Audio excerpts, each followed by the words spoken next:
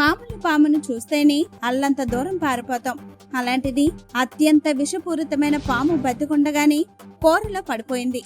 ఈ విషయం తెలియని ఓ వ్యక్తి పులుసులో బాగా కలిపి గరిటెతో తీసి విస్తర్లో వడ్డించబోయాడు. కానీ హఠాత్తుగా గరిటెలో ఉన్న కూర కదలడం ప్రారంభించింది. ఏంటా అని తీర చూడగా అది ఓ పాముగా గుర్తించాడు. ఇదేదో సినిమా కథ అనుకున్నారు. ఇది నిజంగా జరిగిన సంఘటనే. మహారాష్ట్రలోని భండారాలో ఫుడ్ సర్వీస్ లొకేషన్ లో ఈ విచిత్ర సంఘటన చోటు చేసుకుంది. ఇందుకు సంబంధించిన వీడియో ప్రస్తుతం నెట్టింట వైరల్ గా మారింది. అసలేం జరిగిందంటే, మహారాష్ట్రలోని భండారాలోని ఫుడ్ సర్వీస్ లొకేషన్ లో వెజిటేబుల్ కర్రీలో ఓ పాము పిల్ల కదులుతూ ఉండడం వీడియోలో చూడొచ్చు. సర్వీస్ బాయ్ మొదట ఆ పాము చనిపోయి ఉంటుందని భావించాడు. కానీ కెమెరా జూమ్ చేసి చూడగా అది కదులుతున్నట్లు కనిపించింది.